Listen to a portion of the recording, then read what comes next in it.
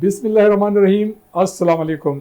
मैं हूं रियाजुद्दीन और आप देख रहे हैं Venus sports celebrities with Riyazuddin.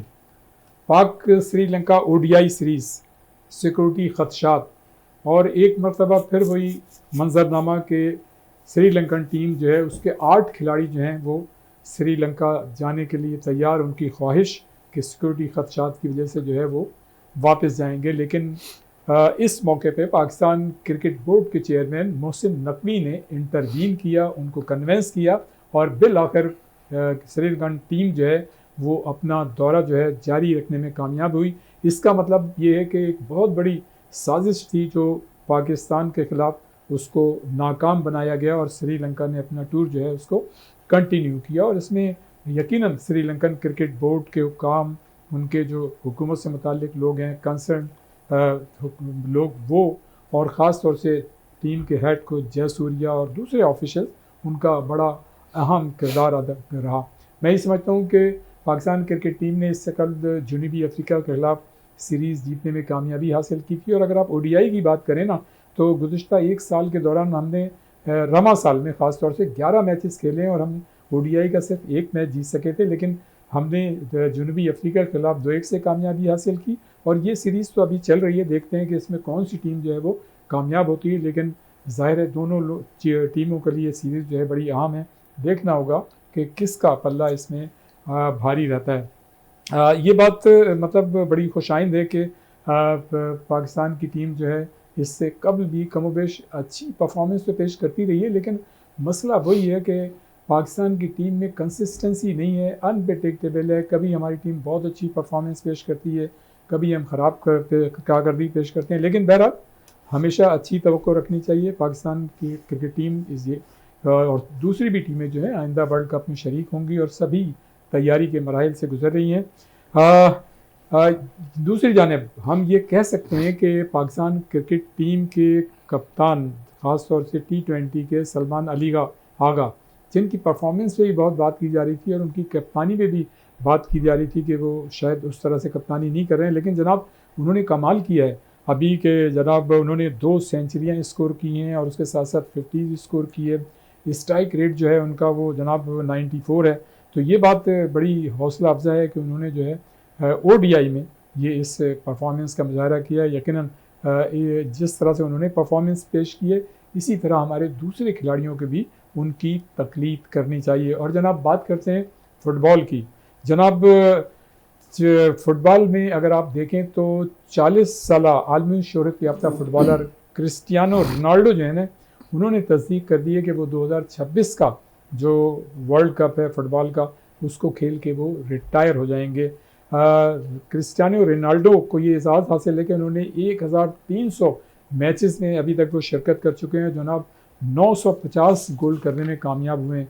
अगर आप दूसरी तरफ हॉकी को देखें, ख़ासतौर से पाकिस्तान की टीम को, जिसने दुनियाई हॉकी में बड़े बड़े कारनामे अंजाम दिए हैं हालिया सालों और महीनों में, यकीनन उसकी जो सीनियर और जूनियर टीम है उनकी परफॉर्मेंसेस जो हैं वो नामसाइद हालात के बावजूद जो है निस्बतन आप उसे बेहतर कह सकते हैं।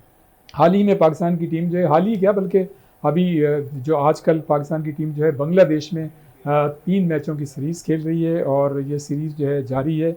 यकीनन पाकिस्तान की टीम का बल्ला भारी है। पाकिस्तान की टीम ने पहले मैच में बांग्लादेश की टीम को 8 से शिकस्त दी और जनाब ये बड़ी एक्स्ट्राऑर्डिनरी परफॉर्मेंस है। अहमद नदीम और इफराज ने 2-2 गोल स्कोर किए थे, जबकि कप्तान अम्माद बट, गजम्फर अली और राना वहीद जो है वो 1-1 गोल करने में, और उनके साथ साथ हन्नान शाहिद, ये 4 खिलाड़ी जो हैं 1-1 गोल करने में कामयाब रहे। तो जनाब पाकिस्तान की टीम से अच्छी उम्मीद की जा सकती है। लेकिन एक बदकिस्मती ज़रूर ये है कि पाकिस्तान की टीम जो है जो इस वक्त 28 नवंबर से इंडिया में वर्ल्ड कप हो रहा है, उसमें वो सिक्योरिटी खदशात की वजह से वहाँ नहीं शरीक हो सकी। पाकिस्तान हॉकी फेडरेशन ने इंटरनेशनल हॉकी फेडरेशन से ये कहा था कि हमारे मैचेस जो हैं वो न्यूट्रल मुकाम पे हों। जिस तरह से पाकिस्तान क्रिकेट टीम जो है वो न्यूट्रल मुकाम पे हाइब्रिड मॉडल के तहत खेल रही है भारत से, लेकिन बहरहाल इस तजवीज़ को नहीं माना गया और देखते हैं कि आइंदा पाकिस्तान हॉकी टीम की परफॉर्मेंस क्या होती है। लेकिन ये तमाम चीज़ें अपनी जगह, लेकिन आज हमने जो प्रोग्राम तरतीब दिया है उसमें हमने ख़ास तौर से Pakistan physical disable cricket team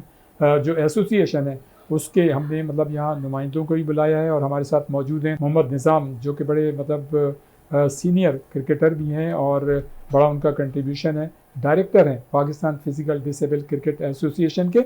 और उनके साथ साथ हमारे साथ मौजूद हैं जनाब इस वक्त जावेद राव साहब, जो कि साबका जो है वो वाइस कप्तान रहे हैं अपनी मतलब फिज़िकल जो क्रिकेट टीम है, डिसेबल क्रिकेट टीम, और वो कोच भी हैं मौजूदा टीम के।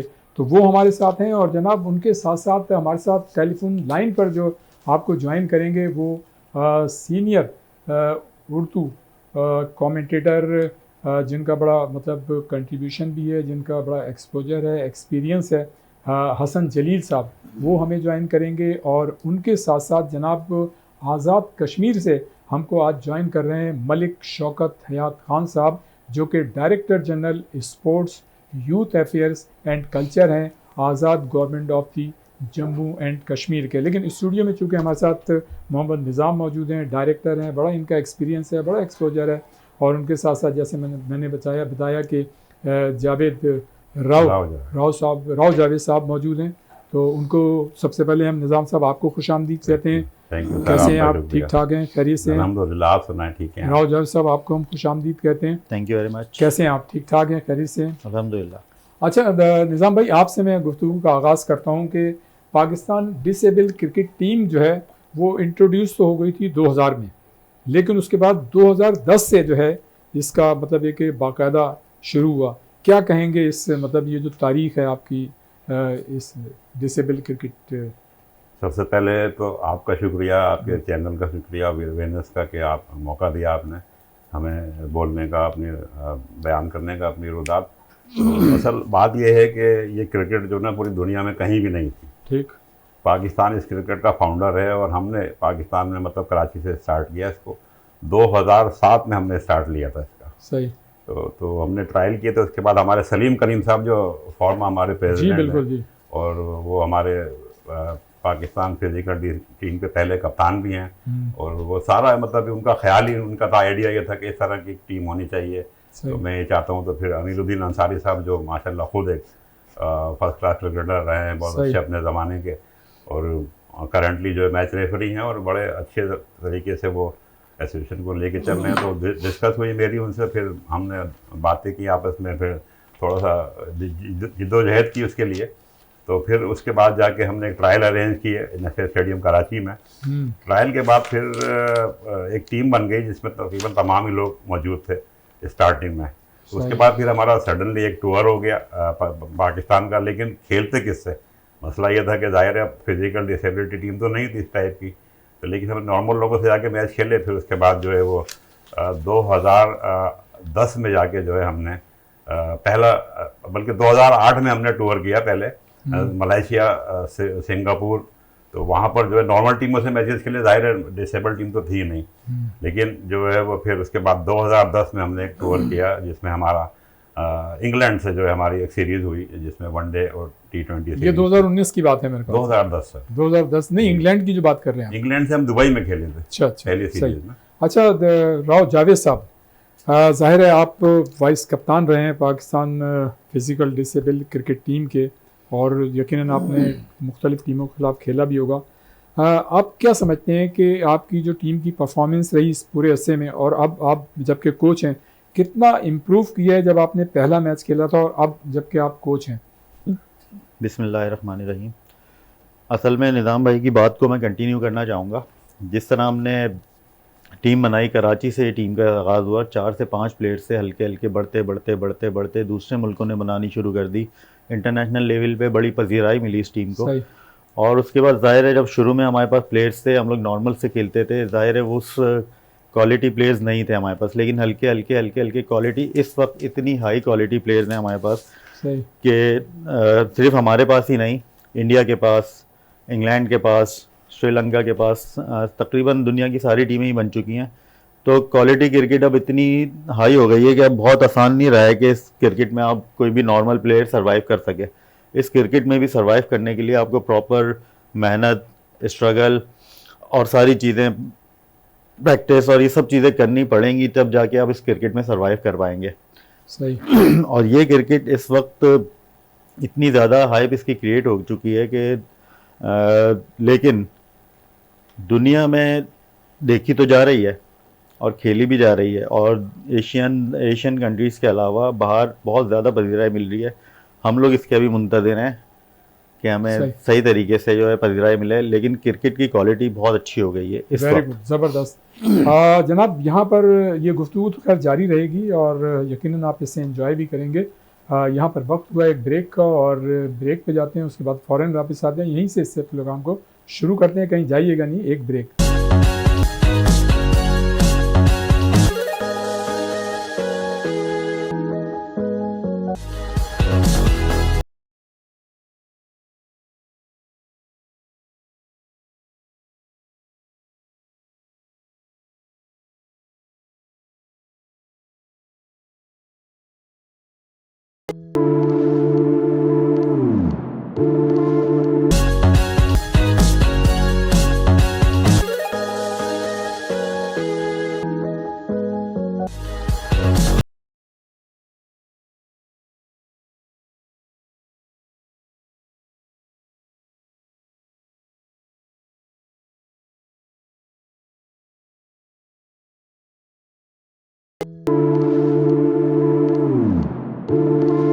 एक मरतबा फिर हम आपको प्रोग्राम में खुश आमदीद कहते हैं। और जैसा कि हमने इंट्रो में आपको बताया था कि हमारे साथ मौजूद हैं जनाब सीनियर इंटरनेशनल उर्दू कमेंटेटर, जो जनाब कभी कभी जो है वो पहले तो हमेशा पाकिस्तान में होते थे, लेकिन कभी कभी जो है अमेरिका कनाडा से पाकिस्तान आते हैं। तो जब यहाँ आते हैं तो हमारी ख्वाहिश होती है कि उनसे जो है ज़्यादा से ज़्यादा बात की जाए।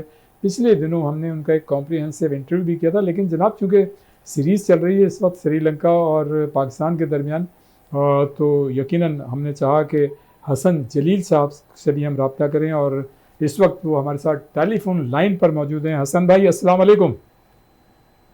वालेकुम अस्सलाम। कैसे हैं हसन भाई? ठीक है, खैरियत से हैं।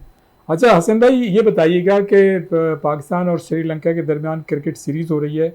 रवां बरस पाकिस्तान क्रिकेट टीम ने ओडीआई में 11 मैचेस खेले थे, सिर्फ एक मैच जीता था, लेकिन ये बड़ा अच्छा हुआ कि जनूबी अफ्रीका के खिलाफ हम 2-1 से सीरीज़ जीतने में कामयाब रहे। और अब हमने जो है श्रीलंका के खिलाफ बड़ी कॉम्प्रिहेंसिव मतलब ये कि फ़तह हासिल की, जब सलमान अली आगा, गो के वो कप्तान तो T20 के हैं, लेकिन परफॉर्मेंस उनकी जनाब ओडीआई में शानदार रही। 2 सेंचुरीज़ भी उन्होंने बनाई बैक टू बैक, और अब देखें यहाँ भी उनकी परफॉर्मेंस श्रीलंका के खिलाफ भी अच्छी रही, 50 भी बनाई। और उसके साथ साथ हारिस रऊफ़ की परफॉर्मेंस, जिन्होंने एशिया कप में बड़ा मायूस किया था, उन्होंने बड़ी अच्छी परफॉर्मेंस का मुजाहरा किया। इस पूरी कामयाबी को किस तरह से देखते हैं? जी हसन भाई। असल में बात यह है कि पाकिस्तान की टीम में गुज़िश्ता 2 साल में बार बार तब्दीलियां होती रही। कोच भी तब्दील हुए, कप्तान भी तब्दील हुए, खिलाड़ी भी तब्दील हुए, और किसी भी खिलाड़ी को सेटल होने का मौका नहीं दिया गया। अब अल्लाह अल्लाह करके जब से हैंसन आए हैं, उन्होंने इस बात की कोशिश की है कि एक न्यूक्लियस बनाया जाए और उसके इर्द गिर्द टीम को तरतीब दिया जाए। और उसका नतीजा आप देख लीजिए कि अब आहिस्ता आहिस्ता वो कॉम्बिनेशन बनना शुरू हुआ है। हालांकि अभी भी बहुत सी जो है कमजोरियां बाकी हैं। मसला मैं समझता हूँ हमारे पास अभी फास्ट बॉलर कम से कम 2 और होने चाहिए, और वो फास्ट जैसे नसीम शाह बिल्कुल आउट ऑफ कलर है, और मेरा ख्याल है या तो वो फॉर्म में आए, नहीं तो अदरवाइज हमें फास्ट बॉलर की जरूरत है। ऑलराउंडर हमारे पास अच्छे हैं दोनों, फहीम भी अच्छी परफॉर्मेंस दे रहे हैं और बहुत अच्छी फॉर्म में है मोहम्मद नवाज। स्पिन हमारा डिपार्टमेंट अच्छा है, अबरार भी अच्छी बॉलिंग कर रहे हैं।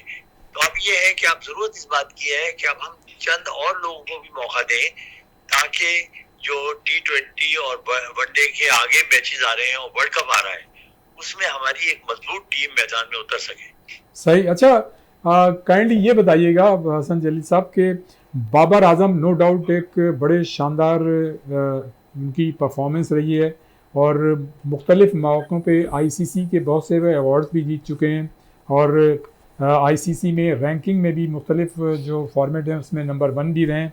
लेकिन गुज़िश्ता 7 साल हो गए हैं और पहली मरतबा जो है वो टॉप 5 से बाहर हो गए हैं। उनका मुस्तकबिल को किस तरह से देखते हैं? देखिए, बाबर आजम की क्लास में कोई तब्दीली नहीं आई, उनकी टेक्निक भी वही है। बात यह है कि मैं समझता हूं कि उनको मेंटली इतना टॉर्चर किया गया और इतना अंडर प्रेशर लाया गया कि उनके गालिबन आसाब जो हैं वो जिसे कहते हैं ना बिखर के रह गए। सही। तो लेकिन ये है कि एक बड़े खिलाड़ी की पहचान ये भी होती है कि वो क्राइसिस में अपने आप को मनवाए। तो मैं समझता हूँ बाबर को भी ये चाहिए कि वो तमाम बातें अपने जहन से निकाल कर अपने खेल पर तवज्जो दे और अपना नेचुरल गेम खेले। मैं समझता हूँ कि अब ये जो पिछले मैचेस हुए हैं उनमें उनकी फॉर्म बेहतर हुई है, वो गेंद को टाइम भी कर रहे हैं, उनका कॉन्फिडेंस भी थोड़ा सा बहाल हुआ है। एक बड़ी इनिंग की जरूरत है, मेरा ख्याल है अगर वो एक बड़ी इनिंग खेलने में कामयाब हो गए तो बाबर आपको पुराने फॉर्म में नजर आएंगे। सही। अच्छा, हसन जलील साहब, शान मसूद जो पाकिस्तान क्रिकेट टीम के ज़ाहिर है कप्तान हैं, जब वो अपनी काउंटीज से खेलते हैं उनकी परफॉर्मेंस बड़ी एक्स्ट्रा ऑर्डनरी रहती है। यहाँ भी ऑन एंड ऑफ उन्होंने अच्छी परफॉर्मेंस पेश की, लेकिन अभी गुज़िश्ता दिनों कायद-ए-आज़म ट्रॉफ़ी में उन्होंने 250 रन बनाए और जनाब उसके साथ साथ पाकिस्तान क्रिकेट बोर्ड ने उनको आज से 2 हफ्तों पहले उनको इंटरनेशनल कंसल्टेंट भी क्रिकेट का मुकर्रर किया है। इन तमाम चीज़ों क्या किस तरह से देखते हैं पाकिस्तान क्रिकेट टीम के टेस्ट टीम के कप्तान, क्रिकेट के इंटरनेशनल कंसल्टेंट और उसके बाद फिर कायद-ए-आज़म ट्रॉफ़ी में 250 रन, किस तरह से देखते हैं इन तमाम चीज़ों को शान मसूद के हवाले से? देखिए, शान मसूद बहुत ही आला किस्म के खिलाड़ी हैं और यही वजह है कि उन्हें इंग्लिश काउंटी में बड़ी इज्जत और बड़ी एहतराम की निगाह से देखा जाता है। उनमें टेक्निकल एबिलिटीज भी हैं, पढ़े लिखे हैं, उसके बाद उन्हें क्रिकेट की समझ भी है, technically he is a very sound player. जाहिर है कि यहाँ पर चूंकि कंडीशन बिल्कुल डिफरेंट होती है तो उन्हें एडजस्ट करने में थोड़ा टाइम लगता है, लेकिन एज कैप्टन मैं समझता हूँ वो बहुत अच्छे कप्तान हैं और उनके साथ कंटिन्यू करना चाहिए। हाँ, अलबत्ता उन्हें जो ओहदा दिया गया है मैं समझता हूँ इट इज टू अर्ली।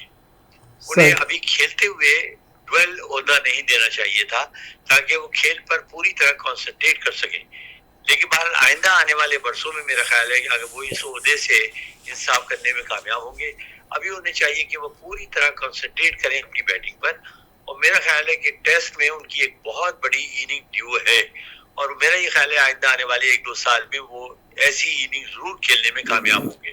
अच्छा हसन भाई, Shaheen Shah Afridi no doubt PSL को अगर देखें तो उन्होंने जनाब 3 मरतबा अपनी टीम को ज़ाहिर है लाहौर कलंदरों को फातेह बनाया। उनकी परफॉर्मेंस भी एक्स्ट्रा ऑर्डिनरी रही और ऑन एंड ऑफ उनकी परफॉर्मेंस अच्छी रही, नो डाउट, लेकिन उनको जो है ODI क्रिकेट टीम का कप्तान बनाया, जबकि आप देखें कि जो कप्तान थे हमारे पुराने रिजवान, उनको जो है बाहर कर दिया गया।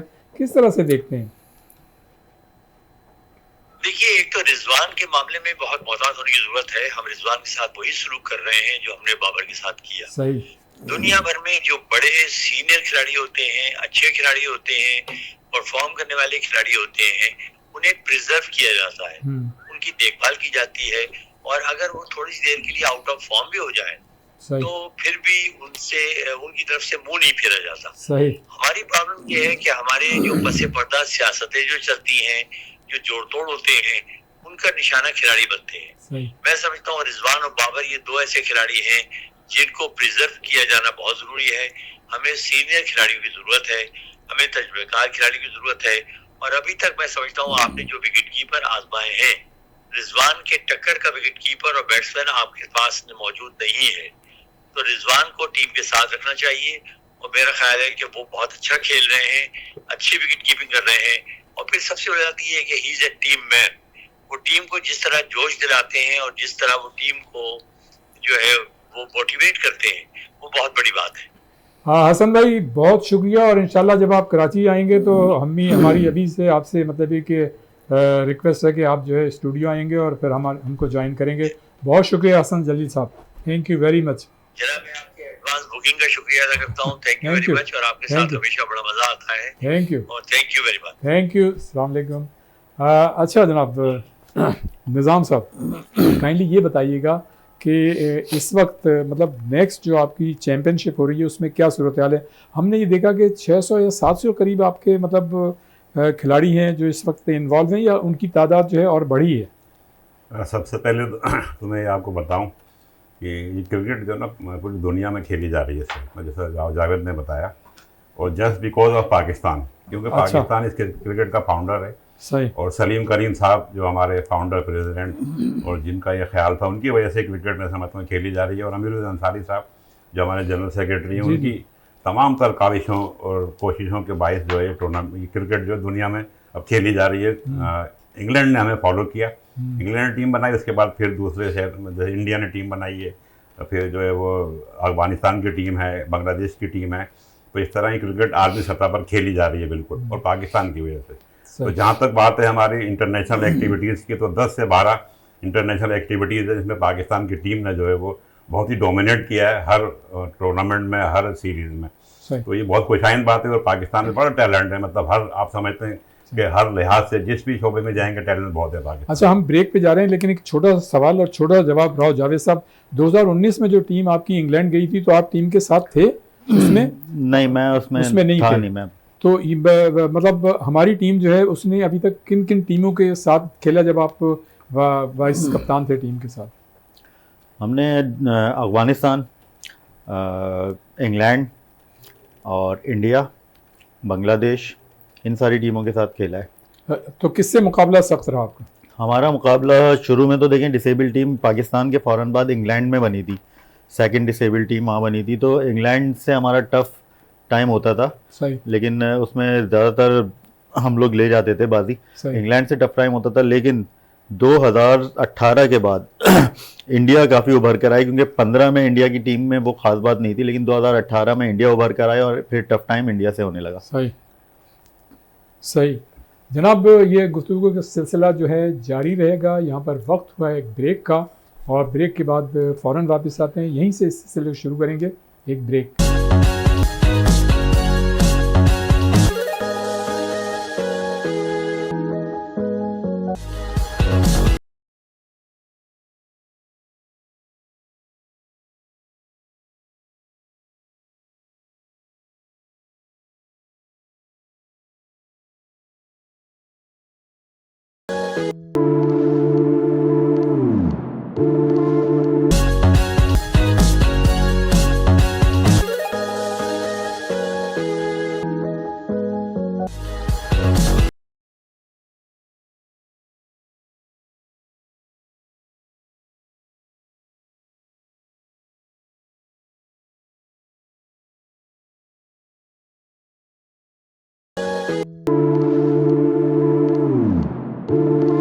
एक मतलब फिर हम आपको प्रोग्राम में खुश आमदीद कहते हैं। और जैसा कि मैंने अपने इंट्रो में बताया था कि मलिक शौकत हयात साहब, जो कि director general sports, youth affairs and culture, Azad government of the Jammu and Kashmir हैं, वो हमें ज्वाइन करेंगे। तो जनाब उन्होंने जो है हमको आज़ाद कश्मीर से ज्वाइन कर लिया है।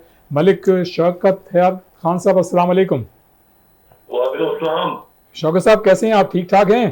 खैरियत है, आप ठीक ठाक है? अल्लाह का शुक्र, माशाल्लाह भाई। बड़ी आपकी शोहरत सुनी है कि आज़ाद कश्मीर में आप जो है खेलों को बड़ा फ़रोग़ दे रहे हैं, वहाँ पर जो इंफ्रास्ट्रक्चर है उसकी तरक्की और तरवीज के लिए काम कर रहे हैं, ग्रास रूट लेवल पर खिलाड़ियों को इंगेज कर रहे हैं। ये तो जनाब बड़ी खुशाइंद और बड़ी अच्छी बात है। और हाल ही में आपके यहाँ आस्ट्रोटर्फ भी आपने लगाई है वहाँ पर, क्या कहेंगे?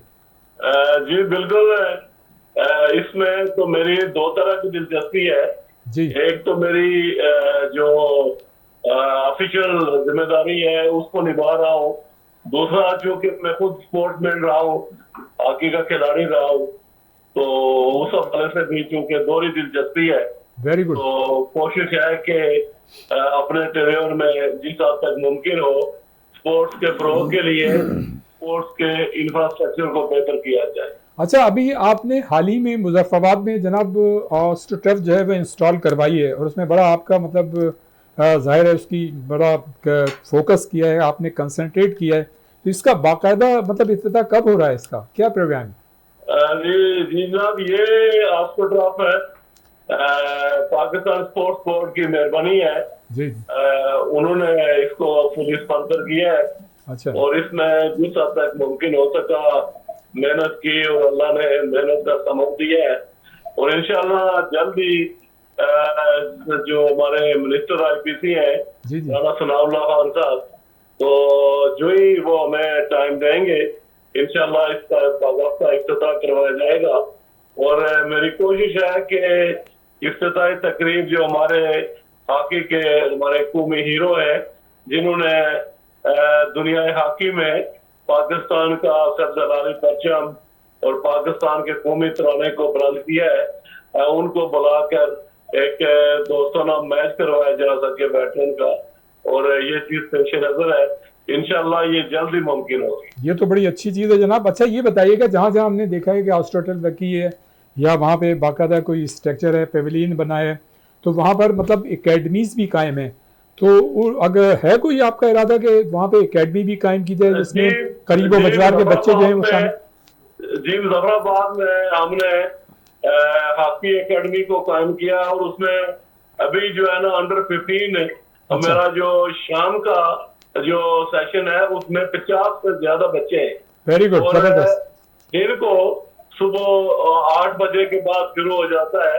हमारे जो स्कूल्स हैं उन स्कूल्स के जो है ना हम ट्रेनिंग का सेशन चला रहे हैं, और अल्हम्दुलिल्लाह अब मेरा एक ख्वाब था कि जब मैं सुबह घर से निकलूं तो सड़क पे चलते हुए बच्चे जो स्कूल जा रहे हों, और शाम को जब वो खेल के वापस आ रहे हों तो उनके हाथों में हमारी जो कौमी पहचान है वो खेलों की दुनिया में हॉकी होना चाहिए। और अब वो ख्वाब पूरा होता नजर आ रहा है। शाम को जब मैं वापस आ रहा होता हूँ ग्राउंड से या दफ्तर से, तो मैं देखता हूँ कि बच्चों के हाथ में हॉकी होता है, और वो या तो वो ग्राउंड की तरफ जा रहे होते हैं या वापस अपने घरों पर जा रहे होते हैं। वेरी गुड, जबरदस्त। जाहिर है आप डायरेक्टर जनरल स्पोर्ट्स। जी अभी मीरपुर में एक ऑस्ट्रोट्रॉफ बिछाने जा रहे हैं, इंशाल्लाह वो भी हमारा जल्द ही पाया तकमील को पहुंचेगा। इसी तरह हमारे जो 3 अजला थे, जिला नीलम वैली और जेलम वैली और हवेली, अच्छा, फॉरवर्ड कोटा, रावलाकोट में भी स्पोर्ट्स बिल्कुल न होने के बराबर थी। और अल्हम्दुलिल्लाह इस दफा जो हमारी एजे के चैंपियनशिप होती है उसमें पूरे 10 अजला को हमने हॉकी में, वॉलीबॉल में, फुटबॉल में इनको शामिल किया, इनको पूरे इदारे में लाया है।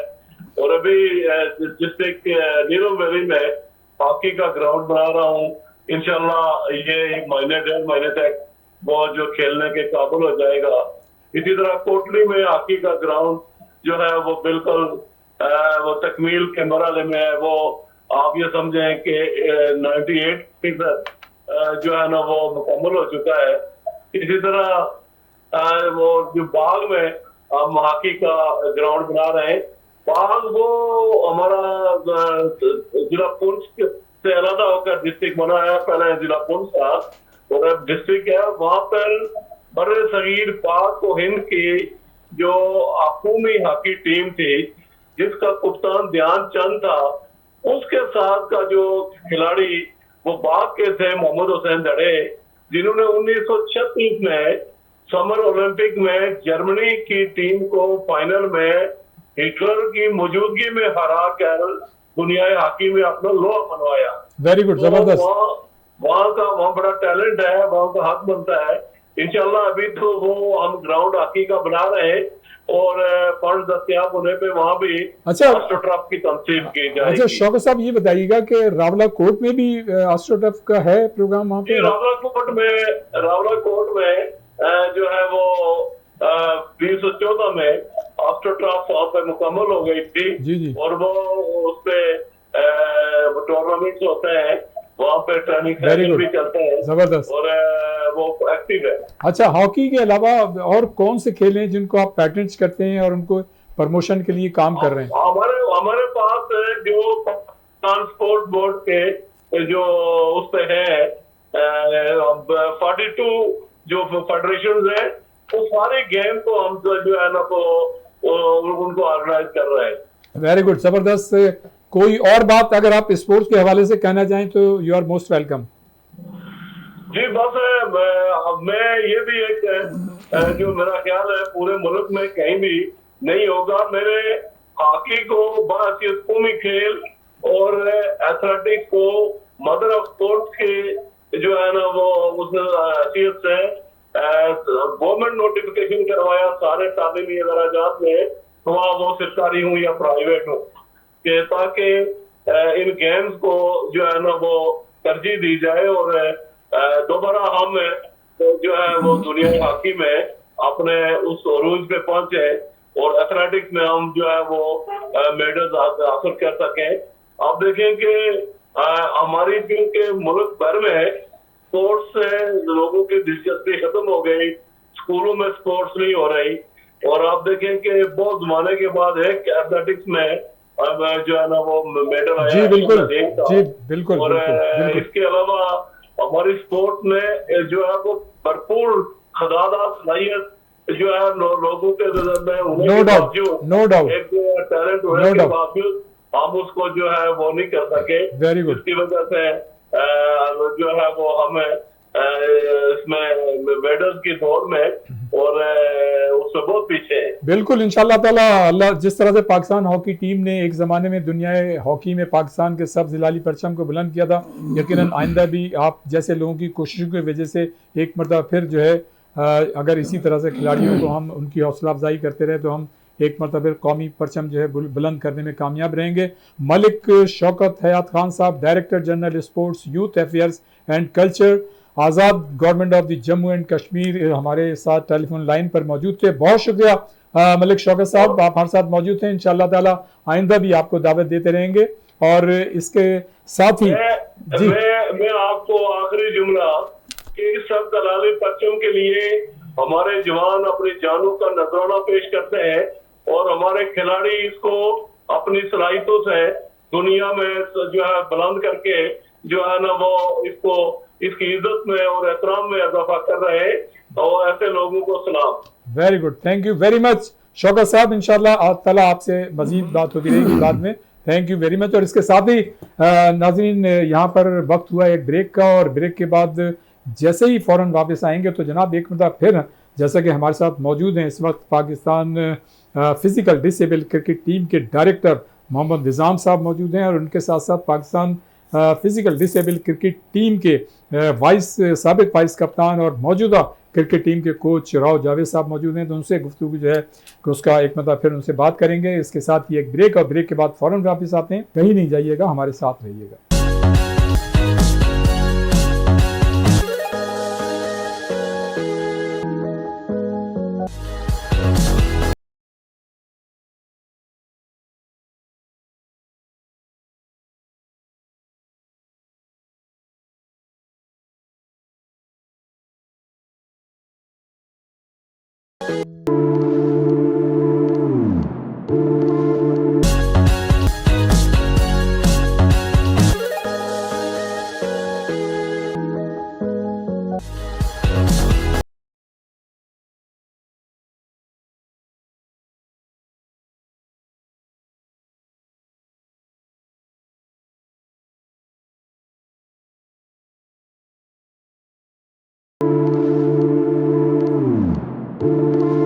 एक मरतबा फिर हम आपके प्रोग्राम में खुश आमदीद कहते हैं। और स्टूडियो में जैसे मैंने कहा हमारे साथ मौजूद हैं जनाब Pakistan physical disable cricket team के डायरेक्टर, एसोसिएशन के डायरेक्टर मोहम्मद निज़ाम साहब मौजूद हैं। उनके साथ साथ Pakistan physical disable cricket team के साबिक वाइस कप्तान और मौजूदा टीम के कोच राव जावेद। निज़ाम भाई, ये बताइएगा कि ज़ाहिर आपकी टीम इतने अरसे से खेल रही है, तो स्पॉन्सरशिप के क्या मामला हैं? ये तो है कि पाकिस्तान क्रिकेट बोर्ड जो है वो आपको पैटर्न्स करता है, बहुत सी मतलब आपको एकोमोडेट और फैसिलिटेट करता है। क्या सूरत हाल है, किस तरह से देखें? जी बिल्कुल, आपने सही पॉइंट रेज किया।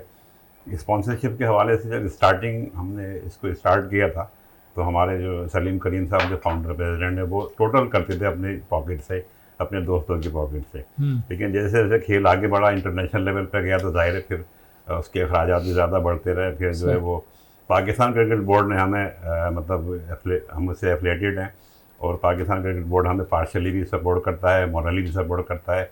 लेकिन स्पॉन्सरशिप हमें और भी हासिल हो जाती है, लेकिन उस तरह नहीं हासिल होती जिस तरह दूसरे खेलों को होती है, जिस तरह टीमों को होती है। तो इसमें बड़ी कमी है। और मैं समझता हूँ कि जो आपके जो चैनल की तवज्जो से मैं ये बात वाज़ा कर देना चाहता हूँ कि जिस तरह दूसरे लोग क्रिकेट खेलते हैं, जैसे ब्लाइंड की टीम है या व्हीलचेयर की टीम है, उसको सपोर्ट करते हैं लोग, तो why not Pakistan physical disable cricket association, उनकी टीमों को क्यों नहीं सपोर्ट किया जाता? हालांकि ये वही प्लेयर हैं जिन्होंने पाकिस्तान का सबसे ज़्यादा परचम जो है पूरी दुनिया में बुलंद किया जाके, हर जगह जो है पाकिस्तान की टीम को कामयाबी दिलवाई है। लेकिन अफसोस से कहना पड़ता है कि उस मैार पे, उस लेवल पर जाके स्पॉन्सरशिप या सपोर्ट नहीं मिलती जिस तरह इनको मिलनी चाहिए। सही। अच्छा राव जावेद साहब, अगर हम रीजन इंटरनेशनली तो आप कह रहे हैं कि बहुत सारी टीमें जो हैं वो एक्टिव नहीं हुई हैं जिस तरह से होना चाहिए। रीजन, हमारा जो रीजन है पाकिस्तान, इंडिया, अफगानिस्तान, बांग्लादेश, नेपाल, बांग्ला है, तो आप क्या समझते हैं इनमें हमारी टीम जो है वो कहाँ रेट करती है? इनमें हमारी टीम इस वक्त टॉप पर है। अच्छा जी हाँ, अगर आप कंपैरिजन करें तो अल्हम्दुलिल्लाह अभी तक टॉप पर है। और जिस तरह निज़ाम भाई ने कहा उस तरह पजीराई नहीं मिल रही, उसके लिए बहुत ज़रूरी है कि लोगों को पता होना चाहिए कि फिजिकल डिसेबल क्रिकेट है क्या। सही। इसकी एक छोटी सी एक मिसाल दूंगा मैं आपको। हाँ एक ऑस्ट्रेलिया वर्सेस अफगानिस्तान एक मैच था, सही है। जिसमें मैक्सवेल का मसल्स वगैरह पुल हो गए थे अच्छा टांग के। उस पुल मसल्स में मैक्सवेल ने 100 रन किए थे, अपनी टीम को मैच जितवाया था। सही। बड़ी मुश्किल से रनिंग कर रहे थे। बस ये डिसेबल क्रिकेट है। अच्छा बड़ा सिंपल, हर चीज़ बिल्कुल इंटरनेशनल क्रिकेट की तरह है। बिल्कुल। मैक्सवेल का मसल पुल हुआ था, उससे रनिंग नहीं हो रही थी, हल्के भाग रहा था, तो आप इसको देख लें कि ये डिसेबल क्रिकेट और है। ये बात तो बड़ी मशहूर है ज़का अशरफ साहब की, जब एक ज़माने में पाकिस्तान क्रिकेट टीम की परफॉर्मेंस ख़राब थी और आपकी टीम की परफॉर्मेंस अच्छी थी, तो उन्होंने कहा कि आपकी टीम को भेज देते हम हैं। लोग इंग्लैंड से खेल रहे थे सीरीज दुबई में ना, तो अच्छा। पाकिस्तान की सीनियर टीम की भी सीरीज दुबई में थी, उस वक्त मौजूद थे अच्छा। सारे, आप लोग भी मौजूद थे सारे, हाँ हमारे जर्नलिस्ट भी थे, तो वो मैच देखने आए ज़का अशरफ साहब हमारा, हाँ और उनके साथ सुभान साहब भी थे, उस वक्त CEO थे पाकिस्तान क्रिकेट जी बोर्ड जी। के। तो पाकिस्तान की टीम अनफॉर्चुनेटली उस वक्त जो है इंग्लैंड से हार रही थी सीनियर सही। टीम, लेकिन हम लोग जो है पीडी टीम जो उनको हरा रही थी इंग्लैंड की टीम को। सही। तो ज़का अशरफ साहब ने अजराए मजाक ये बात की हाँ हाँ थी जाहिर है। कि भाई वो ऐसा ना करें कि आप लोगों को भेज दें उनकी जगह। तो मैंने कहा सर वो तो हमारा प्राइड है, लेकिन सही। ये कि इंशाल्लाह पाकिस्तान की टीम भी अच्छा खेलेगी। तो इतनी सही। मतलब पजीराई मिली, परफॉर्मेंस बहुत आला है, मतलब हर जगह जाके पाकिस्तान टीम ने पाकिस्तान का परचम बुलंद किया है, और हर जगह जो है वो नाम पैदा किया पाकिस्तान का, और टैलेंट भी बेहतर टैलेंट है। अब जिस तरह टैलेंट माशाल्लाह है, मैं समझता हूँ कि हमारे जितने भी रीजनल हेड, 16 रीजन में हमारी टीम है। अच्छा सब ये मौजूद बताइएगा, है। आप करें 16 रीजन में आपकी टीम है, तो ग्रास रूट लेवल पे किस तरह से, मतलब है कि जो खिलाड़ियों की परफॉर्मेंस आउटस्टैंडिंग है उनको किस तरह से मैनेज करते हैं आप, क्या तरीक़ेकार है इसका? देखिए हमारे अमीरुद्दीन अंसारी साहब जो जनरल सेक्रेटरी हैं, सारा जी। काम मैनेज वो करते हैं इस हवाले से ना। अच्छा। एक ऑफिस हमारा बाकायदा है, उनको ऑफिस मेंटेन करते हैं, डेली बेसिस पे वर्क होता है उसमें। हाँ। तो जिस तरह पाकिस्तान क्रिकेट बोर्ड का पैटर्न है ना कि भाई पहले हमने करानी है नेशनल चैंपियनशिप सिटीज़ के दरमियान, शहरों के दरमियान, 16 रीजन में टीम है हमारी।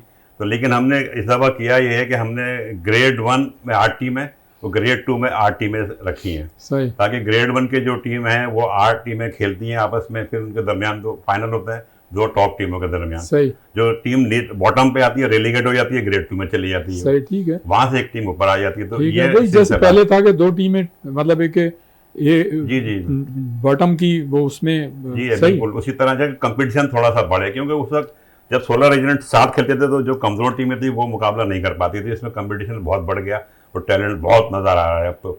और हमारे जो रीजनल हेड हैं माशाल्लाह बहुत ज़बरदस्त काम करते हैं अपने अपने अपने शहरों में, जिस तरह लाहौर और सियालकोट को देखते हैं जावेद अशरफ साहब, और हमारे पिंडी को देखते हैं राफे हाशमी साहब, फिर पेशावर KPK को देखते हैं साजिद मामा, और हमारे जो है वो असलम बड़ी साहब कोयटा बलोचिस्तान रीजन को देखते हैं, और राजा ताहिर साहब जो है वो देखते हैं इस्लामाबाद को।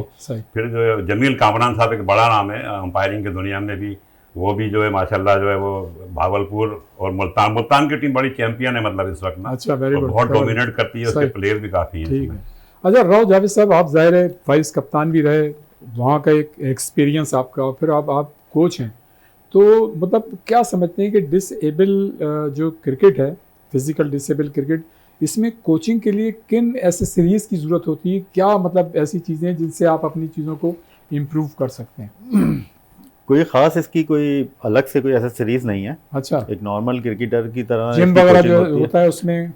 नहीं कुछ भी नहीं। अच्छा। मतलब नॉर्मल क्रिकेट कोचिंग में जो हमें एसेसरीज चाहिए होती हैं वही हमें यूज़फुल होती हैं, उसी से हम काम लेते हैं। लेकिन एक बात ज़रूर है कि डिसेबल क्रिकेट की कोचिंग में और एक नॉर्मल प्लेयर की कोचिंग में बड़ा फ़र्क है। सही है। उसकी कोचिंग करने के लिए आपको ज़रूरी है कि आपको पता हो। उसकी मैं इस तरह एक मिसाल दूंगा आपको कि अगर एक प्लेयर है, उसकी राइट हैंड बैट्समैन है, उसकी लेफ़्ट जो लेग है वो थोड़ी वीक है, ज़ाहिर है उसका फ्रंट फुट ऑलरेडी वीक होगा, तो उसको किस तरह मैक्सिमम बॉल है बैक फुट पे लेके जानी है, उसको बैक फुट के लिए तैयार करना है। तो ये इस कोचिंग में और एक नॉर्मल क्रिकेट की कोचिंग में काफ़ी फ़र्क है। एसेसरीज में फ़र्क नहीं है, कोचिंग में बड़ा फ़र्क है। अच्छा निज़ाम भाई, ये इसकी जो मतलब सिलेक्शन का मेयार होता है, तो कितने मौके देते हैं, इसलिए कि जो ज़ाहिर है फिज़िकल डिसेबल क्रिकेटर्स हैं उनको जितने ज़्यादा मेरे ख्याल से मौके मिलेंगे तभी वो अपनी परफॉर्मेंस है, क्या मैकेनिज़्म है, किस तरह से सिलेक्ट करते हैं? जैसा कि मैंने पहले आपको बताया कि जिस तरह हम एक नेशनल चैम्पियनशिप होती है हमारी, जिसमें 16 रीजन की टीमें होती हैं, 8 ग्रेड 1 में, 8 ग्रेड 2 में। फिर वो उनके परफॉर्मेंस बेस जो है वो एक पेंटेकुलर टूर्नामेंट होता है जो प्रोविंस के दरमियान होता है, स्कूलों के दरमियान। उसकी परफॉर्मेंस से फिर हम एक कैंप लगाते हैं पाकिस्तान टीम के लिए, जिससे लड़के परफॉर्मेंस वाले लड़के निकाले जाते हैं और वो प्लेयर जो है पाकिस्तान टीम में सेलेक्ट होता है, फिर वो आगे जाके खेलते हैं। सही। अच्छा, 2010 से जो अब तक चैंपियनशिप हुई है, यकीनन आप इन्वॉल्व तो रहे होंगे जी। तो क्या महसूस करते हैं, क्या हम यूनिवर्सिटीज़ को, कॉलेजेस को इन्वॉल्व कर रहे हैं इसमें? नहीं, अभी ऐसा तो कोई ऐसा प्रोग्राम नहीं है। हाँ। क्योंकि अभी तो हम सिटीज़ के दरमियान ही मतलब टूर्नामेंट होते हैं और हमारी एक्टिविटीज़ करते होती हैं। लेकिन अब जिस तरह कंपटीशन बढ़ा है और हमारे नए प्रेसिडेंट साहब जो आए हैं, हमारे इमरान बलवानी साहब और शकील शरीफ साहब जो हमारे चेयरमैन हैं, उन्होंने आते ही जो है वो काफ़ी चीज़ें मतलब बयान की हैं और करने की कोशिश कर रहे हैं। जिस तरह एक हमारा प्लेयरों का जो है वो सेंट्रल कॉन्टेक्ट टाइप की चीज़ होती है, अच्छा, वो उसको करने की कोशिश कर रहे पाकिस्तान हैं। क्रिकेट बोर्ड दे रहा है वो? नहीं, वो नहीं दे रहा, लेकिन अपनी बेस पे हम कोशिश कर रहे हैं। अच्छा। हमारे चेयरमैन साहब सही। और प्रेसिडेंट साहब हमारे इमरान सही। बलवानी साहब, कि वो सेंट्रल कॉन्टेक्ट टाइप की उनको चीज़ें दी जाए, अच्छी बात हो, बड़ी अच्छी बात हल है। की जाए, बहुत जो मसाइल है वो हल हो ताकि क्रिकेट अच्छी खेलने। जी बिल्कुल, आपने सही कहा, इसलिए कि जॉब और करियर तो वैसे ही नहीं है। आप क्या आप कुछ कह रहे थे जी? किस हवाले से? नहीं, इसी जो मैंने सवाल किया था। अच्छा, सेंट्रल कॉन्टेक्ट या इसके हवाले से? Talent wise. टैलेंट वाइज, अच्छा टैलेंट वाइज तो 2010 से देखें, चैंपियंस ट्रॉफी 2010 में हमारे पास 8 टीमें थी। सही। और इस वक्त हमारे पास 16 टीमें हैं। सही। तो ये एक बड़ा वाज़े फ़र्क है कि टैलेंट आया जा रहा है। सही। उन 8 टीमों में हमारे पास प्लेयर्स निकलते थे, 20 से 22 प्लेयर्स होते थे। सही। कि जो अब हम कैंप लगाते हैं चैंपियंस ट्रॉफी और पेंटेंगुलर कप के बाद जो हमारा कैंप लगता है, उसमें हमें मुश्किल हो जाता है कि कौन से 30 प्लेयर सेलेक्ट करें। सही। और ये बिल्कुल बड़ी क्लेरिफाई हमारी सिलेक्शन होती है। सही है। पहले चैंपियंस ट्रॉफी खेलेगा, वहाँ से परफॉर्म करेगा, फिर पेंटेंगुलर में परफॉर्म करेगा, तो 30 के कैंप में आ जाएगा। सही। वक्त प्रोग्राम का हमारा जा रहा है, बस आखिरी सवाल ये बताइए कि कितने पुरुम्मीद हैं आइंदा आप डिसेबल क्रिकेट के हवाले से? देखिए, जिस तरह माशाल्लाह टैलेंट आ रहा है और मतलब लोग क्रिकेट खेल रहे हैं डिसेबल प्लेयर, तो मैं समझता हूँ कि आने वाले वक्त में पाकिस्तान की टीम मज़ीद और फ्लरिश करेगी और दूसरे टीमों को जो इंशाल्लाह शिकस्त देने की भरपूर सलाहियत रखती है। और टैलेंट भी माशाल्लाह पाकिस्तान में बहुत है, तो मैं पूरी उम्मीद हूँ बहुत। लेकिन बात वही आती है कि स्पॉन्सरशिप के हवाले से अगर थोड़ी सी सपोर्ट मिल जाए इन प्लेयरों को, तो इंशाल्लाह ये प्लेयर भी जो है उसी तरह परफॉर्म करेंगे जिस तरह पाकिस्तान एक जुमला जी हाँ, बिल्कुल। पाकिस्तान टीम बड़ी सुपर स्पीड में आगे जा रही है, लेकिन इसकी स्पीड कम हो जाएगी अगर हमारे साथ मामला ऐसे ही रहे।